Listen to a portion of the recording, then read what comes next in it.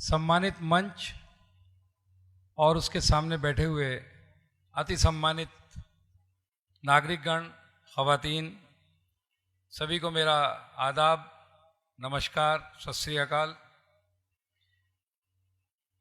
अभी हमारी बहन ने काफ़ी अच्छी अच्छी बातें बताई जो हमें खुल के कहनी चाहिए। मैं एक चीज़ के लिए मुबारकबाद देना चाहूँगा कि आज जो हम सबको एक साथ बैठकर ये बात करने का मौका मिला है, एक शेर से अपनी बात शुरुआत करूँगा मैं। गनीमत जान लो मिल बैठने को, गनीमत जान लो मिल बैठने को, क़यामत की घड़ी सर पे खड़ी है।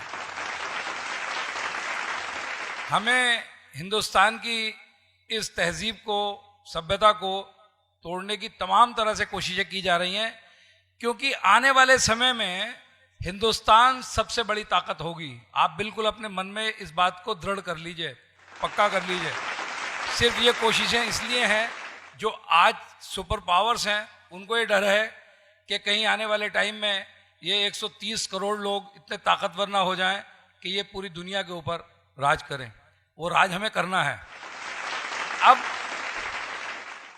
बात आती है, साफ साफ बात करनी है तो साफ साफ बात की जाएगी। अभी बात हो रही थी कि धर्म की कोई बात नहीं करेगा। मैं तो कहता हूं धर्म की बात कर लो। अगर अपने धर्म में पक्के हो जाओ, बिल्कुल पक्के, तो आप किसी को नुकसान तो पहुंचा ही नहीं सकते। गलती क्या है कि हम वही मुखौटों वाली बात कि हम मुखौटे पहनते हैं और धर्म के नाम पे भी मुखौटा पहनते हैं। अगर इस्लाम में भी टेररिज्म की बात आई, अभी मैं कल्बे सादिक साहब के साथ था, उन्होंने बहुत बढ़िया बात कही कि जहां लॉजिक नहीं है वहां इस्लाम नहीं है, जहां जस्टिस नहीं है वहां इस्लाम नहीं है। अगर एक निर्दोष व्यक्ति को सिर्फ ये सोचकर उससे कहा जाए कि तू कुरान पढ़, कुरान की आयत नहीं पढ़ पाए, मैं तो खैर कुरान की आयतें भी पढ़ लूंगा क्योंकि मैं भी हर चीज का, हर धर्म का मुताला करता रहता हूं, लेकिन अगर नहीं पढ़ पाऊं तो इसका मतलब कत्ल कर दिया जाए? नहीं, ये इंसानियत है नहीं। कुरान में तो यह है कि एक इंसान का खून करना पूरी इंसानियत के खून करने जैसा है। हमने धर्म को फॉलो कहां किया? हमने अपने मजहब को फॉलो कहां किया? हमने झूठा मुखौटा लगाया और हम हो गए कि साहब हम इस्लाम के फॉलोवर हैं। ये इस्लाम नहीं हो सकता, मुसलमान हो सकते हैं। मुसलमान हो सकते हैं क्योंकि मुसलमान और इस्लाम में अंतर है। मेरे ऊपर ये बंदिश लगाई कि मैं आई डोनेशन की बात ना करूं। मैंने अपने जीवन के 20 साल जिस काम में लगा दिए उसकी बात तो मैं करूंगा, और करूंगा इसलिए कि मेरे मन में है ये चीज। मैंने 70%, मैं आज इस मंच से डिक्लेयर करता हूं, 70% कॉर्निया जिसके लिए हमारी तमाम जगह टांग खिंचाई होती है, मुस्लिम साहिबान को दी। लेकिन उसके बदले में कॉर्निया एक भी नहीं मिल पाया अभी तक मुझे। भाई ऐसा कौन सा मजहब है जो इंसानियत की चीज को मना कर देगा? इस्लाम तो सलामती का मजहब है। इस्लाम के लफ्जी मानी क्या है? सलामती में प्रवेश। तो वो कैसे मना कर देगा? इंसानियत का काम है। हिंदुस्तान में दीगर मजाहिब के लोग रहते हैं, मैं इसे स्ट्रांगली मैं कंडेम कर रहा हूं, इसीलिए इस बात को बोल रहा हूं। दीगर मजाहिब के लोग रहते हैं, उनसे हमें कॉर्निया मिलती है, और हमारे पास जब एक नाबीना आता है तो हम ये नहीं सोचते कि वो हिंदू है कि मुसलमान है, सिख है कि ईसाई है। जो हमारी क्यू में होता है, लाइन में होता है, हम कहते हैं कि नाबीना हिंदुस्तानी है और इसे हमें बिनाई देनी है, और अगर वो किसी बाहर कंट्री से भी आ जाएगा तो हम उसे उसका इलाज कर देंगे। मेरे ऋषिकेश में एक हॉस्पिटल चलता है, वहां पर पाकिस्तान के कुछ लोग, बेहट नाम का कस्बा सहारनपुर के पास है, वहां पे आ गए और उन्होंने वहां पे आके जब हमारी टीम गई वहां, उसमें उन्होंने अपना स्क्रीनिंग कराया और ऑपरेशन कराने हमारे हॉस्पिटल में, जो कि सिर्फ एक मजहब का, यानी हमारे सिख धर्म का, हमारे निर्मल संप्रदाय का, बाबा नानक का चलाया हुआ है, उसमें उनका ऑपरेशन हो रहा था। उसके लॉन में बैठे नमाज पढ़ रहे थे। इस पे भी बात करूंगा मैं, बहुत छोटी छोटी बातें हैं लेकिन बहुत बहुत इंपॉर्टेंट है। मैं उनके पास चला गया, मैंने कहा हजरत कहाँ से तशरीफ लाए, इतनी बड़ी दाढ़ी, सब बातें। कहने लगे पाकिस्तान से। मैंने कहा भाई पाकिस्तान के यहाँ कैसे आ गए? कहने लगे साहब वो बेहट में हम आए हुए थे रिश्तेदारों में, वहाँ पता चला कि संत लोग कुछ ऑपरेशन कराते हैं और बहुत अच्छे ऑपरेशन कराते हैं, हमारे उन्होंने कराया तो हम यहाँ कराने चले आए। मैं बात ये कह रहा हूं कि क्योंकि हमें खिदमत खल्क करना है, उनके भी ऑपरेशन हो रहे हैं, और वो उस इदारे में जो गुरु नानक का नाम लेवा उनके फॉलोअर्स ने बनाया हुआ है, संतों ने बनाया हुआ है, वहां उसके लॉन में बैठ के नमाज पढ़ रहे हैं। क्या यहां पर आप लोग गौर करेंगे इस बात के ऊपर? किसी ऐसे इदारे में जो मुस्लिम मैनेजमेंट के अंडर में हो, मुसलमान उसे चलाते हो, कोई वहां जाके अपनी पूजा, इबादत, अरदास, आरती कर सकता है? करने देंगे क्या आप? बताइए, इस बात पे जवाब चाहिए मुझे। मैं बहुत प्यार की बात कर रहा हूं। अपने दिल बड़े करो, मैंने उनसे भी कहा अपने दिल बड़े करो, इंसानियत की बात करो। सब जगह है कि हमें खुशी है कि आप यहां आए हो, हम आपकी खिदमत कर रहे हैं, लेकिन आप भी अपने दिल बड़े करो। अगर कोई आता है तो वहां पे तो झगड़ा शुरू हो जाता है। मंदिर के ऊपर लाउड स्पीकर नहीं चलेगा। मस्जिद पे 4 मस्जिदें, चारों के ऊपर खूब बढ़िया से अजानें करेंगे। अजान की आवाज कोई बुरी चीज नहीं है, वो अच्छी चीज है, क्योंकि वो भी कह रहे हैं कि आओ लोगों फलाह के रास्ते पे आओ, हैया अलल सलाह, हैया अलल फलाह, आप फलाह के रास्ते पे आइए। नमाज पढ़ने के लिए बुलाई जा रही, दावत दी जा रही, कोई बुरी चीज नहीं है। लेकिन अगर मंदिर में घंटी बजा के भी पुजारी बुला रहा है कि भाई सुबह का टाइम हो गया, उस घंटी से आपको कौन सा ऐसी एलर्जी है? नहीं होनी चाहिए, ये मेरा मानना है। मैं एक शेर हमारे मंसूर उस्मानी साहब के वालिद साहब ने कभी पढ़ा था, मैंने बचपन में सुना था, और वो बहुत बढ़िया शेर था और इस हिंदुस्तान के लिए वो जरूरी है। वो ये है कि जिस दिन मंदिर की घंटी से सुर मिल गया अजान का, बस स्वरूप बदलेगा उस दिन अपने हिंदुस्तान का। भाई आप नमाज पढ़ो, कोई एतराज नहीं, आप लाउड स्पीकर से अजान दो, कोई एतराज नहीं, लेकिन अगर कहीं घंटी भी बजा रहा है तो भाई उससे परहेज क्यों करते हो? उस पर एतराज क्यों करते हो कि नहीं साहब ये नहीं बजेगा, हमारा ये नुकसान हो जाएगा? और एक अभी है मेरे पास टाइम ना थोड़ा सा, मैं एक बात और कहता हूं। आतंकवाद के ऊपर बात आई।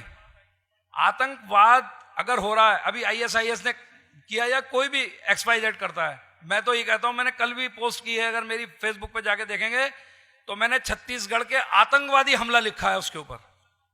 ये तो बात आज हो रही है ना, लेकिन मैं तो कर चुका उसे पोस्ट।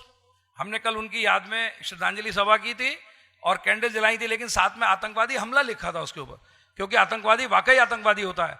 वो हिंदू, सिख, मुस्लिम कोई भी हो सकता है, और उसका सपोर्ट नहीं करना। जिस वक्त तराई में आतंकवाद था, मेरे वालिद साहब पहले शख्स थे जिन्होंने उनके खिलाफ, आतंकवाद के खिलाफ एक लेटर बनाया और उस पर सबसे पहले साइन किया। तो उनके पास चिट्ठी आ गई तराई से कि भाई आपसे किसने मांगी थी सलाह, आपने क्यों सलाह दे दी? उनका भाई मरना तो, बोले हम लोग ये भी कर सकते हैं। उनका भाई मरना तो एक बार है, बार बार नहीं मरेंगे, और जिस दिन तक मेरी जिंदगी है कोई मुझे मार नहीं सकता। तो अगर कोई बुराई हो रही है तो उसकी मुखालफत सबको करनी चाहिए, बुराई तभी अंत होगी। अगर हम उसमें खामोश भी हैं, अगर हम उसमें खामोश है तो ये माना जाएगा कि हमारी मौन सहमति है उसके साथ कि जो हो रहा है अच्छा हो रहा है। नहीं होना चाहिए, कहीं भी हो। एक इंसान अगर मरता है तो वो इंसानियत का कत्ल है। मैं आखिरी में 1-2 बातें और छोटी छोटी कर दूंगा। सन 1980 मेरी 22-23 साल की उम्र थी, और अपने 2 मुस्लिम दोस्तों के साथ उन्हें बचाने के लिए मैंने अपने आप को अरेस्ट कराया। कब? सन 1980 में। आज भी उनसे मेरी वही दोस्ती है। मुझसे इंस्पेक्टर बोला घर जाओ, ये दोस्ती निभाने का टाइम नहीं है। मैंने असली टाइम तो यही है। तो हमें इस बात का ध्यान रखना चाहिए, जब कभी ये माहौल बिगड़ता है, अच्छे लोगों को बिल्कुल सामने आना चाहिए और सामने आके उसकी मुखालफत करनी चाहिए। जहां तक हो सके अपने इलाके में किसी भी दूसरे मजहब के आदमी को, यानी वो भारतीय है, हमारा भाई है, उसको कोई नुकसान नहीं पहुंचना चाहिए। लेकिन सन 1984 पे चलिए, अब 4 साल बाद हम 17 मुसलमान मेरे साथ थे, 18वां मैं था, और वहां PSC काफी हर्ट थी क्योंकि उनके साथी को गोली मार दी गई थी, एक इंस्पेक्टर का सिर फोड़ दिया था, काफी कुछ हुआ था, एक चौकी में आग भी लगा दी थी।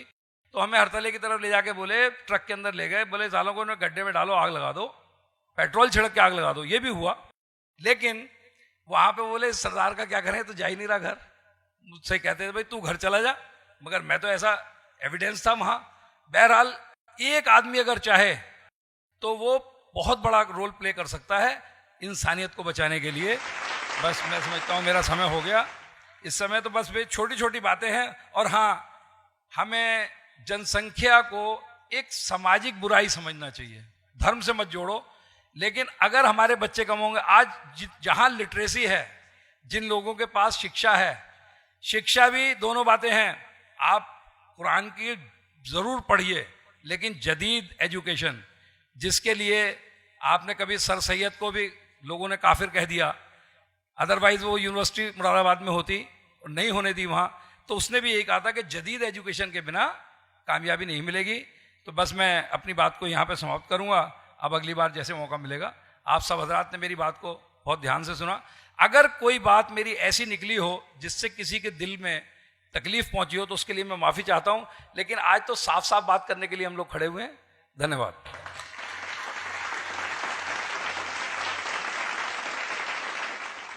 बहुत बहुत शुक्रिया एहमान गुरबंदर सिंह साहब। एक वाक़या यहाँ मुसलमानों को बता दूँ कि तारीख़ का, पैगंबर मोहम्मद सल्लल्लाहु अलैहि वसल्लम के जीवन का, कि 60 पादरी थे, ईसाई पादरी, यमन से आए थे उनसे बात करने। होटल तो होते नहीं थे, मस्जिद में ठहरते थे, गेस्ट थे, मस्जिद में ठहराया गया। उन्होंने पूछा शाम के समय में कि हमें अपना मास, हमें अपनी पूजा करनी, इबादत करनी है। और कैथोलिक ईसाई थे, कैथोलिक वो मूर्ति पूजक होते हैं। तो उन्होंने कहा हमें अपनी इबादत करनी, कहाँ जाए? उनके पास सवाल आया कि वो लोग ये पूछ रहे हैं। उन्होंने कहा कि खुदा का घर है ना, खुदा की करनी है, ईश्वर की करनी है ना, वहीं करें। और 60 ईसाई पादरियों ने उस मस्जिद नबी में, जिसे मुसलमान सबसे ज्यादा मुकद्दस काबे के बाद मानते हैं, वहां नमाज पढ़ी। ये तारीखी वाकया है। आपकी मस्जिद में क्यों नहीं पढ़ सकते? मेरी तो तमन्ना ये है कि यहाँ इस रामपुर के अंदर एक मस्जिद ऐसी बननी चाहिए, जो मैं बनाऊंगा जरूर, जिसके ऊपर ये लिखा जाएगा कि ये खुदा का घर है। इसके अंदर किसी की कैद नहीं है कि कौन नहीं, अपनी अपनी इबादतें यहाँ पर एक निराकार के जिसका दिल चाहे आकर करे। खैर, और सवाल, मैं तो यहाँ पर सवालों का जवाब देने के लिए नहीं हूँ, ये वाकया याद दिलाना था। बाकी सवालों के जवाब या प्रश्न तो गोष्ठी और आप लोग करेंगे। अजान के बारे में जरूर बताइएगा कि ये सवाल आया, बड़ा जेन्युइन सवाल है जो आपने रखा है गुरबंदर सिंह साहब ने, और बहुत वैलिड है।